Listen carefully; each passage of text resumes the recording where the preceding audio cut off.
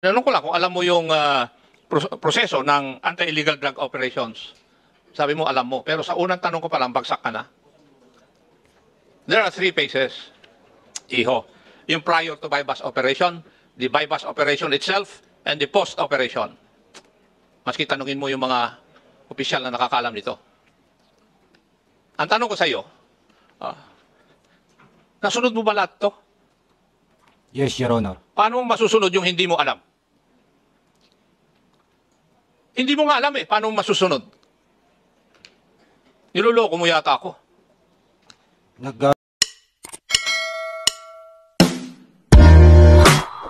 Kasi mukhang napapansin namin na ginagamit talaga ang bypass operation to conduct criminal activities. And this committee will never allow such thing to happen. Kaya, ito nga, babala to sa ating mga kapulisan, no? Ito naman kakaunti lang naman itong mga bad eggs. As always, sinasabi namin, hindi naman to lahat. Ang problema na naapektuhan ng organisasyon, naapektuhan si General Lucas because maraming mga pasaway doon sa region namin, which started when the good Congressman from Antipolo started to investigate a case against a certain Major Porcincula, which now is already dismissed from the service and have a criminal case against him. So, hindi namin kayo titigilan itong mga bad eggs. Please. And to all the people, mga ating mga kababayan na may ganitong klase ng problema, huwag po kayo matakot. Hindi kami natatakot dito. And I'm very thankful do sa mga people like you na nire-reveal yung mga ganitong klase ng insidente for us to validate. Pero we are warning those who are just acting, no? Na iniisip nyo na mapapalusutan nyo kami dito. No, we will never allow that this committee will be used for that purpose. Ang sa amin, kung biktima kayo, ipagtatanggol namin. Pero kung kayo gagamitin nyo ang committee ito, then may kalalagyan din kayo. Pakukulong din namin kayo dito kung nagsisinungaling kayo. Congressman Acop, now you are recognized. Thank you, Mr. Chair. Magandang hapon po sa atin lahat. May I ask the RG? Did I hear it correct na kayo po ay nag-iimbestiga doon sa mga participants sa operation na ito? Yes, yes, Your Honor. May ano po ang dahilan ninyo? Bakit nyo pinaimbestigahan po sila? Your Honor, the suspect turned victim may namatay po, Your Honor. Is it standard operating procedure of the Philippine National Police pag yung biktima ay namatay? Sa bypass operation, nagko-conduct kayo ng investigation? On the part of IAS, Your Honor, motu proprio po, pag police po ang involved. And as the regional director, it is my obligation, Your Honor, to know the truth surrounding the incident, Your Honor. So I immediately directed the provincial director of Batangas to conduct an investigation, Your Honor. Tapos na po ba yung investigation? Ng provincial director ng Batangas? Your Honor, the provincial director is with me. Baka pwede pong siya po yung sumagot, Your Honor. Bago siya sumagot, RD, sa mga statements mo, parang duda ka rin sa report ng iyong mga opisyal na nag-participate sa operation na ito. Is my intuition correct? In all the bypass operation, meron pong reported arm encounter, nagpapakandak po kagad ako ng investigation, Your Honor. Hindi lang po ito, but others, Your Honor. Thank you. May I know the answer of the Provincial Director of Batangas? Sir, magandang hapon po at sa members ng committee ito. Go ahead. Sir, based on the instruction of the Regional Director to conduct parallel investigation in collaboration with PS, sir. Briefly, sir, these are our findings, no? Number one, sir, there were clear violations of the PNP manual in the conduct of anti-illegal drug operations. The IR, or dating tinatawag nating summary of information, were incomplete kasi ang nakasulat po dun, sir, ay alias Balot Laresma. there was no proper validation conducted, hence no submission of surveillance report, developmental report, that would trigger the conduct of the appropriate bypass operation. So those prerequisite in the planning stage, sir, ay hindi po na-comply. Also, sir, the approved pre-operation clearance coming from the PDEA was approved around past 7 in the evening, 7:15, and they jump off from their station at around 6:45. So the operation was conducted without, hindi pa natanggap yung clearance coming from PDEA, which is required by regulation, sir. In other words, nag-jump off sila, nagsimula na sila ng operation without the PDEA clearance. Yes, sir. Okay, please proceed. Yes, sir. And also, sir, when we went over the documents submitted, particularly on the inventory of evidence seized in said operation, there was non-inclusion of the non-drug evidence, like the caliber 38 allegedly used by the suspect or victim, Brian Laresma. So that is very critical because it was alleged that there was an armed encounter. Hence, in the document submitted, it was not included as part of the evidence. And also, sir, non-coordination with the local police unit. As a, considering that this is a planned operation, at alam naman nila, sir, na yung lugar na pinangyarihan ay Candelaria, Quezon. It was Chaong, Quezon, sir, I should say. Chaong, Quezon, the reports, based on the reports, the incident happened in the territory of San Juan, Batangas.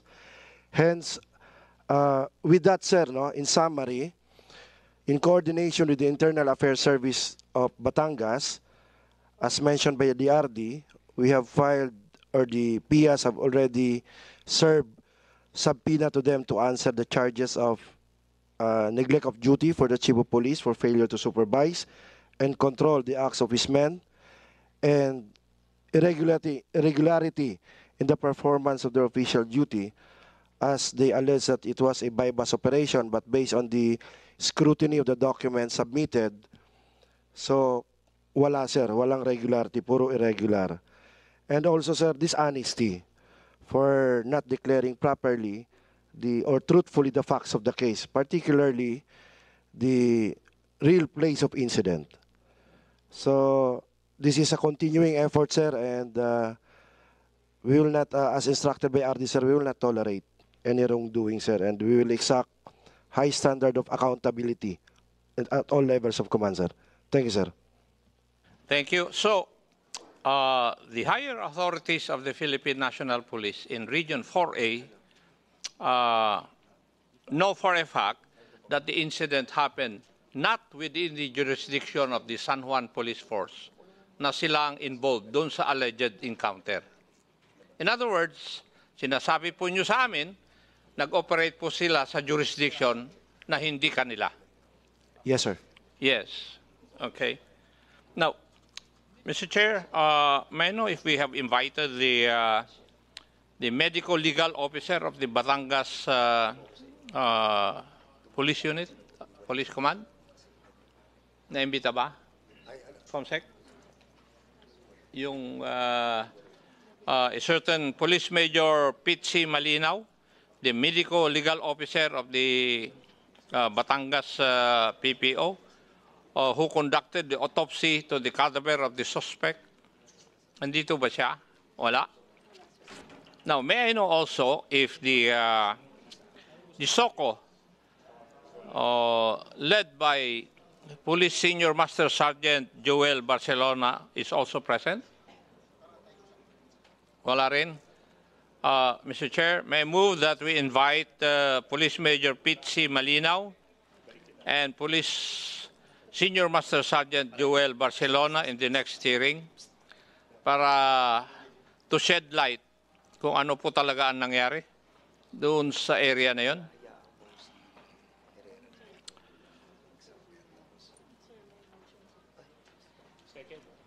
Sorry, Congressman Acop. There's a motion by Congressman Acop to invite the medical legal. Oh yes, Hindi because the SOCO have conducted the also the autopsy. Yes. Okay. So all those the query of Congressman Acop, the COMSEC is hereby directed to secure all those documents and invite those people who had been mentioned by Congressman Acop. Thank you. So ordered. Thank you, Mr. Chair. May I know who was the team leader of that operation? Police Master Sergeant Amparo Macaraig, Your Honor. Master Sergeant, did you follow or alam mo ba yung manual ninyo sa illegal drug operations? Yes, Your Honor. And may I know how many phases are there? If you know. Kasi kung hindi mo masagot yun, basic yun na dapat 3 phases yung operations na ganito. 5, Your Honor. 5?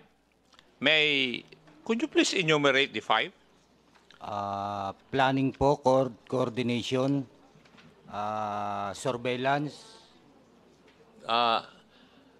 Hindi mo alam. Sasagot mo pa lang, iho, hindi mo alam. I'm sorry, Your Alam Honor. mo, hindi ako magtatanong ng tanong na hindi ko alam yung sagot normally. I'm sorry, Your Honor. Ha? Huwag kang magsasabi ng alam mo kung hindi mo alam. Kasi kung nagsisinungaling ka sa maliit na bagay, magsisinungaling ka na sa malalaking bagay. Alam mo ba yung ibig kong sabihin? Tinitesting ko lang kung magsasalita ka ng totoo, iho. Di ba? Tinanong ko lang kung alam mo yung proseso ng anti-illegal drug operations. Sabi mo, alam mo. Pero sa unang tanong ko pa lang, bagsak ka na.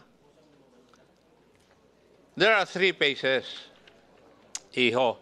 Yung prior to bypass operation, the bypass operation itself, and the post-operation. Maski tanungin mo yung mga opisyal na nakakaalam nito. Ang tanong ko sa iyo, nasunod mo ba lahat to? Yes, Your Honor. Paano mo masusunod yung hindi mo alam? Hindi mo nga alam paano mo masusunod? Niloloko mo yata ako. Nagkaroon, sir, kami Hindi ng... mo nga alam yung proseso Tapos sasabihin mo sa akin, sinusunod mo? Master Sergeant, niloloko mo na ako niyan Di ba? Paano mo susundin o susunod sa isang bagay na hindi mo alam? Kindly explain it to me. I'm sorry po, Your Honor. No. I'm sorry po, Your Honor. Oh. Sinabihan na kita ng una, huwag mo akong bulahin. Kasi, mas matagal ako sa pulis kaysa sa iyo Ew. Now, may I go to Madam Michi? Kayo po ba ang bumaril kay Brian? Yes, Your Honor. Yes. Bakit mo siya binaril? Dahil binaril niya din ako, sir. Your Honor. Ano? Binaril niya din po ako, sir. Ibig mo sabihin siya ang unang bumaril. Yes, Your Honor. Ibig sabihin, kung nakikinig ako sa pagsasagot mo kanina, 2 beses siyang pumutok. Di po ba? Tama? Yes, Your Honor. So, magkasunod na putok yung pinutok sa iyo. Yes po, Your Honor. At a distance of 5 meters. Yun ang sinasabi mo kanina. More or less, Your Honor. More or less. Sige. So, ibig sabihin, hindi asintado si Brian, ikaw asintado dahil sinabi mo kanina, isang putok ka lang, pinatamaan mo sa paa para ma-disable siya. Tama po ba? Yes, Your Honor. Tama? Napakagaling mo, Iha. May I know what kind of firearm you have? Sir, yung issued firearm po, Glock 17 9mm, sir. Glock Glock 17, sir. Glock 17. 9mm. Ha? Yes, Your Honor. Yes. How many times do you practice shooting that firearm? Sir, kakatapos ko lang, sir, Hindi yun ang tanong ko. Hindi ko tinatanong sa iyo, Iha, kung kailan. Ang tinatanong ko, ilang beses kang nagpa-practice na magpaputok ng firearm mo na yan? madami po. Ano, sir, mga once a month, sir. Once a month. Kasi, yun ang SOP. Matanong ko nga, RD, yun ba yung SOP ninyo? Na members of the police force will fire their firearms once a month? No, Your Honor. Oh, Iha. Kasi alam ko naman na kasi yung mga security ko, Iha, police din eh. Eh sila nire-require ng kanilang opisina na mag-report sa opisina para iputok nila mag-practice na bumaril. Alam ko yun. Kasi for you to be able to make sure na tamaan mo sa paa ay isang tao, hindi po ako naniniwala dahil shooter din ako, Iha eh. Hindi mo ako mapaniwala doon. Na putukan ka ng 2 beses, kaya mo pang putukan sa paa, precisely on the leg, yung biktima. Di ba? Kasi sinabi mo, una siyang pumutok eh. Ang unang instinct ng tao ay mag-cover at pumutok.